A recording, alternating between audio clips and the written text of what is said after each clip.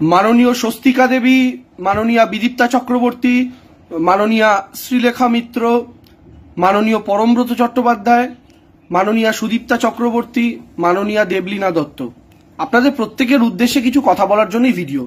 বিশ্বাস করুন, আমি শুরুতে ভেবেছিলাম এই ব্যাপারটা ইগনোর করব, এটা নিয়ে কিছু বক্তব্য রাখবো না এবং এটা নিয়ে আত্মপক্ষ সমর্থনের কোনো জায়গা নেই, কিন্তু কোথাও গিয়ে মনে হলো যে ভিডিওটা এবার করার দরকার, কারণ একতরফা ভাবে আপনারা কিছু ঋণাত্মক প্রচার চালাচ্ছেন। আমি এক এক করে আসি। প্রথমেই দেবলীনা দি আমাদের পোস্ট, আমার এবং কুণাল দাস এই পোস্ট শেয়ার করে ওপরে লিখেছেন একটাই প্রশ্ন, এটা কি অ্যাবিউজ না অ্যাবিউজ নয়? উত্তরের অপেক্ষা রাখছে না। তবুও দেখবেন কিছু মানুষ ঝাঁপিয়ে পড়বে জাস্টিফাই করতে, কিছু মানুষ হাহা রিয়াক্ট করবে। এরা হলো সেই মানুষ যারা মেয়ে, বউ, বোন, মা বাবার ছবিও যদি এই জায়গায় থাকতো এরা প্রতিবাদ করতো না, কারণ এরা বিক্রি হয়ে গেছে। দেবলীনাদি বলছেন বিক্রি হয়ে গেছে। তো দেবলীনাদি, আমার আপনার কাছে জিজ্ঞাস্য, প্রথম এবং সবিনয় জিজ্ঞাস্য, আপনি কি পুরো ভিডিওটা শুনেছেন? আপনি কি শুনেছেন আপনাদের কো-ওয়ার্কার, আপনাদের সতীর্থ মৌসুমী দেবী ঠিক কি ভাষায় আক্রমণ করেছেন? শুনেছেন কি? আমি জানি না, আপনি মনে হয় শোনেননি, আমি শোনাচ্ছি, আপনারা শোনেননি। আচ্ছা, আমি তার আগে সবারটা পড়বো, আমি তার আগে একটুখানি দেখিয়ে দিই উনি ঠিক কি বলেছিলেন, শুনুন। দেবাংশু ভট্টাচার্য তিনি বলছেন সাহেবটি কে, সেলিম নাকি মীনাক্ষী, তদন্ত চায়, দ্রুত তদন্ত। দেবাংশুকে আমি একটা নাম দিয়েছি, কালীঘাটের কুলি, বুঝেছো তো? কালীঘাটের কুলি কেন বলেছি? এত উনি মমতা ব্যানার্জির বোঝা। আর তৃণমূল, প্রথমটা শুনলেন, কালীঘাটের কুলি, এটাতেই আমার অবজেক্ট করা উচিত ছিল, কিন্তু আমি করিনি, কারণ আমি রাজনীতি করতে এসেছি এবং আমি জানি আমাকে এখানে এত মোমের পুতুল হলে চলবে না, এরকম আক্রমণ আসবেই। গত 5 বছরে এসছে, আমার রাজনৈতিক কেরিয়ার তো খুব ছোট, গত 5 বছর এরকম আক্রমণ এসেছি, আক্রমণ পেতে পেতেই আমি মানুষের ভালোবাসায় আজকে একটা জায়গাতে এসে পৌঁছেছি। কিন্তু এটাতেই আমার প্রতিবাদ করা উচিত ছিল, কিন্তু এটাতে আমি প্রতিবাদ করিনি। কিন্তু এরপরটা শুনুন। কালীঘাটের কুলি কেন বলেছি? এত উনি মমতা ব্যানার্জির বোঝা আর তৃণমূলের চাপ, তৃণমূলের বোঝা কাঁধে নিয়ে নিচ্ছেন। ওই কালীঘাটের কুলি বলাটাই বেস্ট, কারণ ওটার পারফেক্ট জব চাই না। কারণ এই কয়েকটা ক্যারেক্টার আছে যাদেরকে নিয়ে এতটাই খারাপ মানে ব্রিটিশটাতে আমরা মানে দেখলেই এমন একটা ইরিটেশন হয় যে এর এই বিষয়ে কথা বলাটা মানে হচ্ছে মনে হবে যে আমি আমার শিক্ষা দীক্ষাটা ভুলে গেছি। আমি মানে এদের নাম মুখে আনতেই চাই না। এদের একটাই শাস্তি, গণধোলাই। এই কুণাল ঘোষ আর এই যে ছেলেটা, আমি তো নামও ভুলে যাই, দেবাংশু, যেদিন পাবলিকের হাতে মানে পাবলিক যেদিন হাতে পাবে সেদিন কে বাঁচাবে আমি ওদের দেখবো। মমতা ব্যানার্জি কিন্তু বাঁচাতে আসবে না, এইটা কিন্তু পরিষ্কার ওদের মাথায় ঢুকে নেওয়া উচিত। ওই যে ঘরে শুনলেন দেবলীনাদি, এদের পাবলিক যেদিন হাতে পাবে এদের একমাত্র শাস্তি হচ্ছে গণধোলাই। পাবলিক যেদিন হাতে পাবে মমতা ব্যানার্জিও বাঁচাতে আসবে না। তো কোথায় দেবলীনাদি? আপনাকে অভিনেত্রী হিসেবে ভীষণ শ্রদ্ধা করি এবং সত্যি আমি আপনার অভিনয়ের একজন ভক্ত। আপনি কেন, এখানে যারা যারা লিখেছেন প্রত্যেকের, কিন্তু আপনি আমার একটা কথা বলুন তো, এই যে বললো গণধোলাই উস্কানি দিল, ঠিক বিজেপি সুলভ মব লিঞ্চিং এর ভাষা ব্যবহার করলো, যেটা বিজেপি শাসিত রাজ্যগুলোতে আমরা যে মব লিঞ্চিং দেখতে পাই তারই একটা প্রতিধ্বনি শোনা গেল। কই, আপনাকে তো দেখলাম না আপনার সেই সতীর্থর বিরুদ্ধে একটা শব্দ খরচ করেছেন, আপনার টাইমলাইনে একটা ওয়ার্ড লিখেছেন মৌসুমী দেবীকে ধিক্কার জানিয়ে, লেখেননি। শুধু এখানেই শেষ নয়, দেবলীনা দেবী সহ, পরমদা সহ প্রত্যেকে আরো একবার শুনবেন এরপরে তিনি কি বলছেন। সে বড় বড় লেকচার দেয় প্রেসের সামনে, যেদিন একদিন না কিন্তু পাবলিকের সামনে আসতেই হবে ভাই, একদিন না একদিন তো ডাক্তারের পাশে পড়তেই হবে, কারণ অসুস্থ সবাই হয়। সেই দিনটা খুব ভয়ানক, ওদের ডাক্তাররা বুঝে নেবে বলছে, একদম ডাক্তারদের বুঝে নেওয়া উচিত, ডাক্তারদের বুঝে নেওয়া উচিত। শুনলেন এর পরেরটা, এরা যদি কোনোদিন অসুস্থ হয় সেদিন ডাক্তারদের বুঝে নেওয়া উচিত। তার মানে কি? বিনা চিকিৎসায় মেরে ফেলার হুমকি। এটা শুনেছিলেন দেবলীনা দেবী, এটা শুনেছিলেন পরমদা, এটা শুনেছিলেন স্বস্তিকা দেবী, এটা শুনেছিলেন বিদীপ্তা দেবী, এটা শুনেছিলেন সুদীপ্তা দেবী?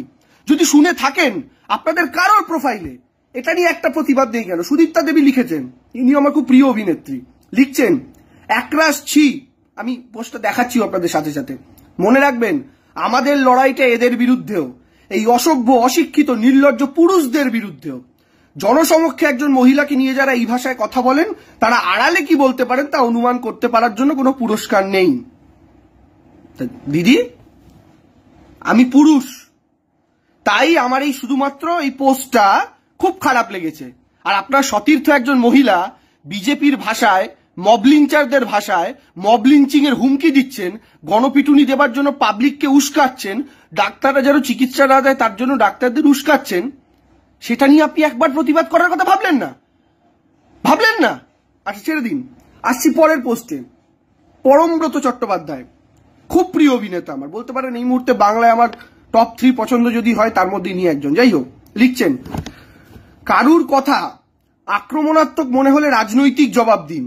উনি আপনাদের রাজনৈতিক ভূমিকার বিরুদ্ধে কথা বলেছেন। আপনাকে কেমন দেখতে বা আপনার কাজ আছে কিনা বা আপনার বিয়ে হয়েছে কিনা তাই নিয়ে কথা বলেছেন কি?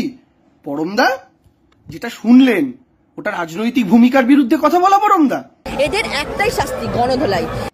সত্যি সত্যি আপনি এটা লিখেছেন? এই পোস্ট আপনার নিজের লেখা তো? এই পোস্ট আপনাকে কেউ টাইপ করে ড্রাফট আসেনি তো যে পোস্ট করতে হবে ভাই তোমাকে?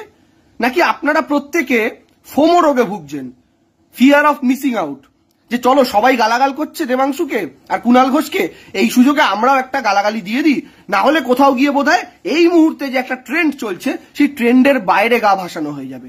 এই ট্রেন্ডে গা ভাসাতে গেলে আমাদেরও গালাগালি দিতে হবে, তাতে আগু পিছু কিছু ভাবার দরকার নেই। কেন এরা এই কথাটা বলেছেন ভাবার দরকার নেই। পরমদা, আপনিও এই স্রোতে গা ভাসালেন, তাই তো?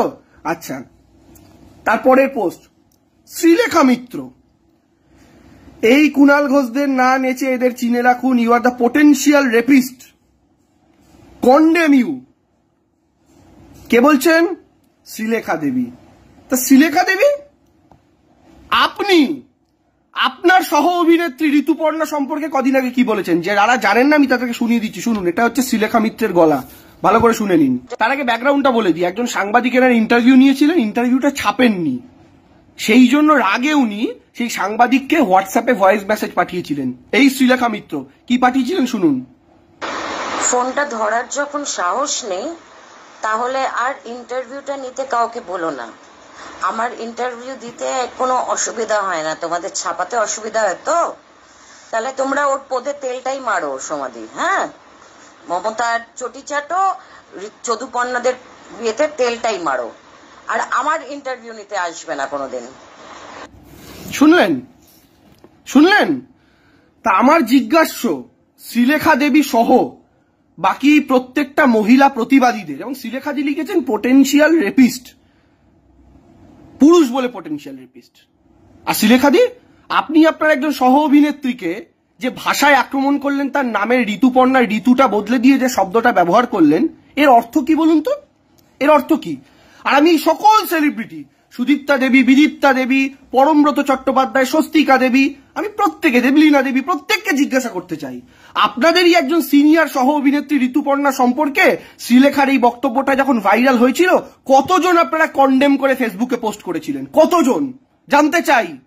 এই ভাষাটা খুব ভদ্র? আমি যে পোস্টটা লিখেছি তার চেয়েও ভদ্র ভাষা এটা? আমি যে পোস্টটা লিখেছি তার চেয়ে ভদ্র ভাষা কি এটা? কজন কন্ডেম করেছেন? আপনাদের ফ্রেটার্নিটির একজন মৌসুমী দেবী, তাকে আক্রমণ করেছি বলে গণপিটুনির হুমকি দেওয়ার পর, যেখানে আমার আর কুণালদার উচিত ছিল এফআইআর করা, এই ভারতীয় যে সংবিধান তাতে এফআইআর হয়, এই মামলায় এফআইআর করে একে জেলে পড়া উচিত ছিল, অন্তত পুলিশকে অনুরোধ করা যে জেলে ঢোকান, কারণ আমরা লাইফ থ্রেট অনুভব করছি।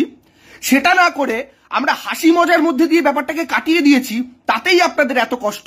আর আপনাদের একজন সহ অভিনেত্রী আপনাদের আরেকজন সহ সিনিয়র অভিনেত্রী সম্পর্কে যখন এই কুরুচিকর মন্তব্য করেন, কজন আপনারা আসেন কন্ডেম করতে? কজন আপনারা বিরোধিতা করতে আসেন? এই ভাষা বিরোধিতা করতে এসেছিলেন? তাই শ্রীলেখা দেবী, আপনি দয়া করে জ্ঞান দেবেন, এবং আপনার পোস্ট আমি পড়তাম মনে করেন, আপনি রেজিস্টার্ড সিপিএম, বাকিরা ছদ্ম হতে পারেন বা রাজনৈতিক চাপে পড়ে করতে পারেন, পিয়ার প্রেসারের বুকে করতে পারেন, কিন্তু আপনি ছদ্ম সিপিএম, আমি আপনার টাকা রাখতাম না। বিদীপ্তা দেবী, ইনিও আমার খুব প্রিয় অভিনেত্রী, আমার মায়েরও খুব প্রিয় অভিনেত্রী। ইনি লিখছেন আমাদের পোস্টে স্ক্রিনশট শেয়ার করে, এরা দেবে ধর্ষকদের শাস্তি বলে আমাদের পোস্টটা লিখেছেন। প্রথম কথা, বিদীপ্তা দেবী, হাত জোর করে বলছি, ধর্ষকদের শাস্তি দেওয়ার অন্তত আরজিকর কেসে আমাদের হাতে আর কিছু নেই, আপনি জানেন তো। এই কেসটা এখন সিবিআই এর হাতে আছে এবং আদালতের হাতে আছে, ফলে আপনার এই লাইনটা নিয়ে আমি বেশি কিছু বলছি না। কিন্তু বিদীপ্তা দেবীর কাছেও আমার অনুরোধ, আপনি তো শুধু স্ক্রিনশটটা শেয়ার করেছেন, আপনি পোস্টটা শেয়ার করতে পারতেন, পোস্টটা শেয়ার করে লিখতে পারতেন তো, তাহলে সবটা দুধ কা দুধ পানি কা পানি হয়ে যেত, মানুষ ওর বক্তব্যটা শুনতো। ঠিক কোন বক্তব্যের ভিত্তিতে মৌসুমী দেবীকে এই কথাগুলো বলা হয়েছে? স্বস্তিকা দেবী, তিনি লিখেছেন, যে রাজ্যে পাবলিক ফোরামে টেলিভিশনের জনপ্রিয় অভিনেত্রীকে নিয়ে ঠাট্টা মস্করা কুৎসা করে মিসোজিনিস্ট প্যাট্রিয়ার্কাল শাসক দলের নেতারা বুক ফুলিয়ে ঘুরে বেড়ান, সে রাজ্যে নারীর অধিকার বা সম্মান ফিরে আসবে কি? পাবলিক ফোরামে টেলিভিশনের জনপ্রিয় অভিনেত্রীকে নিয়ে ঠাট্টা, আমরা ঠাট্টা করেছি, আর উনি গণহত্যা, উনি গণপিটুনির হুমকি দিয়েছেন স্বস্তিকা দেবী। এদের একটাই শাস্তি, গণধোলাই। আমরা ঠাট্টা করেছি, আর উনি চিকিৎসা না দিয়ে মেরে ফেলার হুমকি দিয়েছেন স্বস্তিকা দেবী। আপনার সহ অভিনেত্রী শ্রীলেখা আপনার সিনিয়র অভিনেত্রী ঋতুপর্ণা সম্পর্কে কি ভাষা ব্যবহার করছে শুনেছেন তো? একজন আপনাদের মধ্যে থেকে একজন, তাকেও তো দেখলাম না। এই মৌসুমী দেবী যে বক্তব্যটা রেখেছেন সেটাকে কন্ডেম করতে কেন বলুন তো? আপনাদের ফেটার্নিটির কেউ কাউকে হাসি ঠাট্টায় বক্তব্য রাখা হয়েছে বলে ফেটার্নিটি সবাই এক জায়গাতে হয়ে গিয়েছেন, সবাই এক জায়গাতে হয়ে আমাদেরকে আক্রমণ করছেন। আমরা তো পলিটিক্যাল ফেটার্নিটির লোক। আমাদের দল যখন পার্থ চট্টোপাধ্যায় বাড়ি থেকে টাকা উদ্ধার হয় আমরা তো দল থেকে সরিয়ে দিয়েছিলাম তাকে। কই আমরা তো সবাই তার পাশে দাঁড়াইনি।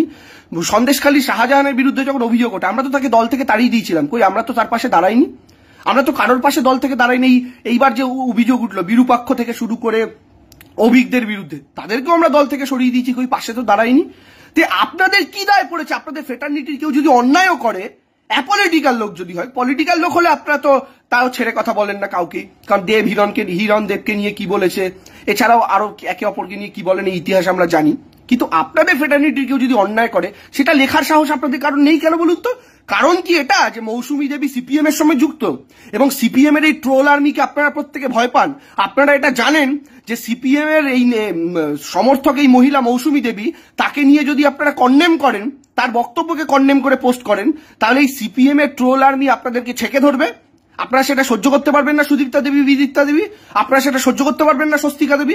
অলরেডি স্বস্তিকা দেবীর তো অভিজ্ঞতা আছে। দুর্গাপুজো কার্নিভালে মমতা বন্দ্যোপাধ্যায়কে হাত জোর করে নমস্কার করেছিলেন বলে এই সিপিএম এর ট্রোল আর্মির থেকে কি আক্রমণের শিকার আপনাকে হতে হয়েছিল? আপনার তো অভিজ্ঞতা আছে। আমি আপনাদের জিজ্ঞেস করতে চাই, আর সবচেয়ে বড় কথা সবার জন্য আপনাদের, এই যে আমাদের মুখ্যমন্ত্রীকে কালীঘাটের ময়না, কালীঘাটের ডাইনি বলে দেওয়াল লিখন চললো প্রতিবাদীদের বিভিন্ন দেওয়ালে, কই একজনকেও তো দেখলাম না আপনাদের মধ্যে মহিলা যারা আছেন তারা একজনও এসে এটার প্রতিবাদ করেছেন। তৃণমূল কংগ্রেসের পতাকা যখন প্রতিবাদীদের মিছিলে পোড়ানো হলো, কারা পুড়িয়েছে? সাধারণ মানুষ নয়, একাংশের রাজনৈতিক এলিমেন্ট। আপনাদের কাউকে তো প্রতিবাদ করতে দেখলাম না যে ভাই অরাজনৈতিক প্রতিবাদের জায়গায় তোমরা এক দুজন মানুষ কেন তৃণমূল কংগ্রেসের পতাকা পোড়াচ্ছ? তোমরা কেন মমতা বন্দ্যোপাধ্যায় একজন মহিলা, এতই যদি মহিলা তাস খেলার ইচ্ছা হয়, রাজ্যের মুখ্যমন্ত্রী তো একজন মহিলা, তার নামে যখন এই কালীঘাটের ডাইনি, কালীঘাটের ময়না এই সমস্ত ভাষাগুলো ব্যবহার করা হচ্ছিল, কোথায় ছিলেন আপনারা? কোথায় আপনাদের ফেসবুক পোস্ট? কোথায় আপনাদের জাগ্রত বিবেক? উত্তর দিন। আর আমি আমার কথা বলছি শুনুন, যে পেজ থেকে এই পোস্টটা করেছি দেবাংশু ভট্টাচার্য ব্লুটিক, এই পেজে গিয়ে দেখুন প্রায় 10 লক্ষ মানুষ তারা আমাকে ভালোবাসেন, তারা আমার পাশে দাঁড়িয়েছেন গত 5 বছর ধরে। কেন জানেন? কারণ আমি এই পেজটা যে তৈরি হয়েছে আস্তে আস্তে, এই পেজটা তৈরির পেছনে আমি 1 টাকা দিয়ে বুস্ট করিনি ফেসবুকে। আপনারা অনেক অভিনেতা অভিনেত্রী পয়সা দিয়ে বুস্ট করান তো পেজ, আমার পয়সা দিয়ে বুস্ট করা নয়, সবটা অর্গ্যানিক, সবটা ন্যাচারাল। আর আমি আপনাদের একটা কথা বলি, মানুষের ভালোবাসা যে পেয়েছি না, কিভাবে জানেন তো? আপনারা আজকে কালি লাগানোর চেষ্টা করছেন তো আমার এই 5 বছরে কষ্টে শিষ্টে তৈরি করা এই রাজনৈতিক আমার চরিত্রটার বিরুদ্ধে। আমার বাবা মা কাকা মামা জেঠু জেঠিমা কেউ রাজনীতির সঙ্গে ছিল না। একটা সম্পূর্ণ অ্যাপলিটিক্যাল ফ্যামিলি ব্যাকগ্রাউন্ড থেকে আজকে এসে আজকে বাংলার মানুষের 10 জনের মধ্যে 7 জনের কাছে ভালোবাসার পাত্র হতে পেরেছি। নিজেকে সেই জায়গাটা নিজের পরিশ্রমে নিয়ে গেছে। আপনাদের কারোর দয়ায় নয়, আপনাদের কারোর দয়ায় নয়, নিজের রাজনৈতিক পারফরমেন্সের মাধ্যমে, নিজের কাজের মাধ্যমে, নিজের বক্তব্যের মাধ্যমে মানুষের ভালোবাসা পেয়েছি এবং আজকে এই যেই জায়গাতে গিয়েছি। যে কারণে আচ্ছা বলুন তো, আমাদের বাড়িতে মা বাবা নেই, আপনি জানেন এই ভিডিওটা আমি কোথা থেকে প্রথম পেয়েছি? কুণাল দা আমাকে পাঠানোর আগে এই ভিডিওটা আমাকে আমার মা পাঠিয়েছিল, জানেন? আমার মা এই ভিডিওটা দেখে আমার মা আতঙ্কিত হয়ে আমার ভিডিওটা পাঠিয়ে বলে, বাবুরে তুই এখন বেশি কথা বলিস না, এরা কিন্তু তোকে রাস্তাঘাটে আক্রমণ করে দেবে। আমার মা বাবা হার্টের পেশেন্ট, ওরা বাড়িতে একা থাকে সারাদিন, আমি বাইরে বাইরে ঘুরে বেড়াই পার্টির প্রোগ্রামের জন্য। আজকে বলুন তো, আমার মা এই যে মৌসুমী দেবীর বক্তব্যে, গণপিটুনি যাওয়ার বক্তব্যে আমার মা যদি আতঙ্কিত হয়ে আজকে আমার মায়ের কোনো একটা বিপদ ঘটে, তার দায় পরন্দা আপনারা নেবেন? সুদীপ্তা দেবী আপনারা নেবেন? বিদীপ্তা দেবী আপনারা নেবেন? শ্রীলেখা দেবী আপনারা নেবেন? স্বস্তিকা দেবী আপনারা নেবেন? ফিরিয়ে দিতে পারবেন তখন আমার মা বাবার মধ্যে কাউকে? পারবেন না তো, পারবেন না তো। তাহলে আমার মা যে আতঙ্কিত বোধ করলো এই কথাটা শোনার কি দোষ আমার? আমি একটা রাজনৈতিক দলের মুখপাত্র, আমার কাজ কি? বিজেপির মুখপাত্রর কাজ বিজেপিকে ডিফেন্ড করা, সিপিএম এর মুখপাত্রের কাজ সিপিএম কে ডিফেন্ড করা, তৃণমূল কংগ্রেসের মুখপাত্রের কাজ তৃণমূলকে ডিফেন্ড করা। এটাই আমার কাজ, এটাই আমার ডিউটি। আমার এই পোস্টে থেকে এটাই কাজ। যেমন আপনারা অভিনেত্রী, অভিনয় করা আপনাদের ডিউটি, যতই শোকের আবহ হোক সেই সিনেমা রিলিজ করাটা যেমন আপনাদের ডিউটি, ঠিক তেমন আমার মুখপাত্র হিসাবে কাজ করাটা আমার ডিউটি। সেই কাজটুকুনি করার জন্য একজন অভিনেত্রী, আমি জানতামও না ইনি অভিনেত্রী, পরে জেনেছি পোস্ট করার পর, তিনি বক্তব্য রাখছেন এদের গণপিটুনি দেওয়া উচিত, ডাক্তারদের চিকিৎসা না দিয়ে মেরে দেওয়া উচিত। কেন? শুধু আমি মুখপাত্র হিসেবে আমার দায়িত্ব পালন করেছি, না কাউকে ব্যক্তিগত আক্রমণ করেছি, না কারোর সঙ্গে শত্রুতা তৈরি করেছি ব্যক্তিগতভাবে, না কিছু। প্রত্যেকের সাথে আমার ভালো সম্পর্ক, এমনকি আমার বিরোধী দলের মধ্যেও। কিন্তু আমি আমার কাজটুকুনি করেছি। তার জন্য যদি গণপিটুনির হুমকি শুনতে হয়, তারপরও আপনারা চুপ থাকেন, সেটা নিয়ে কেউ প্রতিবাদ করেন না, সেটা নিয়ে কেউ একটা শব্দ ব্যবহার করেন না, একটা বাক্য ব্যবহার করেন না। এরপরে আপনারা আমার দিকে আঙুল তোলেন। হ্যাঁ, বদন বিগড়ে গেছে বাক্যটায় আমি 10 মিনিটের মধ্যে বুঝেছিলাম ওটা আমার লেখা ঠিক হয়নি। আমি কিন্তু লেখাটা এডিট করে দিয়েছিলাম 10 মিনিটের মধ্যে। বদন বিগড়ে গেছে কথাটা লেখা, আপনারা আমার এডিট হিস্ট্রিতে যাবেন, এই নির্দিষ্ট লেখাটা আমি কম করে 6 থেকে 7 বার এডিট করেছি। আমি 10 মিনিটের মধ্যে যে এডিট করেছি, নিজের মাথায় নিজের ভুলটা আসার পর ওই 10 মিনিটের মধ্যে স্ক্রিনশটটা উঠে গিয়েছিল। তারপরে কিন্তু আমার পেজে আপনি বদন বিগড়ে যাওয়া কথাটা দেখতে পাবেন না। কিন্তু কি বলুন তো, আমি বিন্দুমাত্র অনুতপ্ত নই। আমি কখন অনুতপ্ত হতাম? আপনারা যে কজন পোস্টটা করেছেন প্রত্যেকে তো আমার গার্জেনের বয়সী, কারণ আমার বয়স মাত্র 28, এখানে আপনারা যারা আছেন মোটামুটি 40 আপ প্রত্যেকে। আমার মায়ের বয়স 50 আপ, ফলে আপনারা আমার মায়ের বয়সী, কেউ আমার ছোট কাকার বয়সী আমি মনে করতেই পারি। আপনারা যদি মৌসুমী দেবীর বক্তব্যের কন্ডেম করে, বিরোধিতা করে তারপরে লিখতেন যে দেবাংশু তুমি রাজনৈতিকভাবে প্রতিবাদ করতে পারতে, তোমার এই বদন বিগড়ে যাওয়া কথাটা বলা উচিত হয়নি, অভিভাবক সুলভভাবে যদি আমাকে এটা আপনারা বুঝিয়ে দিতেন যে দেবাংশু তোমার এইটা ভুল হয়েছে, কিন্তু মৌসুমীর বক্তব্যকে আমরা কন্ডেম করছি, ওটা বলা উচিত হয়নি, বিশ্বাস করুন এই ভিডিওটাই আমি হয়তো করতাম ক্ষমা চাওয়ার জন্য আপনাদের কাছে, যে মাফ করে দেবেন, আপনারা যে বিশ্বাসটা আমার উপরে গত 5 বছর ধরে রেখেছিলেন সেটায় কোথাও যদি আঘাত লেগে থাকে তার জন্য আমি দুঃখিত, ওই শব্দটা লেখা আমার উচিত হয়নি। কিন্তু আজকে আমি বিন্দুমাত্র দুঃখিত নই, কারণ আপনারা প্রত্যেকে যে হিপোক্রেসিটা দেখিয়েছেন সেটা প্রকাশ হয়ে গিয়েছে। আপনারা একজনও মৌসুমী দেবীর বক্তব্যের বিরোধিতা করেননি, উল্টে বিভিন্ন স্টেজে গিয়ে, মঞ্চে গিয়ে, ফেসবুকে দাঁড়িয়ে আমাদের বিরুদ্ধে পাবলিক খেপাচ্ছেন, লোক খেপাচ্ছেন। তাই বিন্দুমাত্র দুঃখিত নেই আমি, বিশ্বাস করুন। আপনারা মমতা বন্দ্যোপাধ্যায়কে যখন ব্যক্তিগতভাবে আক্রমণ করা হয় তার বিরোধিতা করেন না, আপনারা যখন আমাদেরকে গণপিটুনির হুমকি দেওয়া হয় তার বিরোধিতা করেন না, আপনারা কোনো কিছুর বিরোধিতা করেন না। ফলে আপনারা শুধুমাত্র এই মুহূর্তে তৃণমূল কংগ্রেসকে স্কেপগোট পেয়েছেন, যে তাদেরকে গালাগালি দিলে একটু কুল সাজা যেতে পারে, সেই কুল সাজার মানসিকতা নিয়ে আপনারা এই মুহূর্তে মার্কেটে তৃণমূলকে যাকেই পারছেন তৃণমূলের তাকেই গালাগাল করে বেড়াচ্ছেন। অভিনন্দন, কিন্তু এটা মাথায় রাখবেন, আপনারা গালাগালি দিয়ে যান, কিন্তু এই গালাগালি দেওয়ার পরও অন্তত আমি 5 বছরের নিজের যে রাজনৈতিক ক্যারেক্টারটা বিল্ড করেছি অনেক কষ্ট করে, একটা সম্পূর্ণ নিম্ন মধ্যবিত্ত পরিবার থেকে এসে যে ক্ষুদ্র ক্ষুদ্রভাবে নিজের জায়গাটা তৈরি করেছি, সেই আমার রাজনৈতিক চরিত্রে আপনারা সবাই মিলে চেষ্টা করলেও কালি লাগিয়ে সেটাকে শেষ করতে পারবেন না। আমার চ্যালেঞ্জ রইল।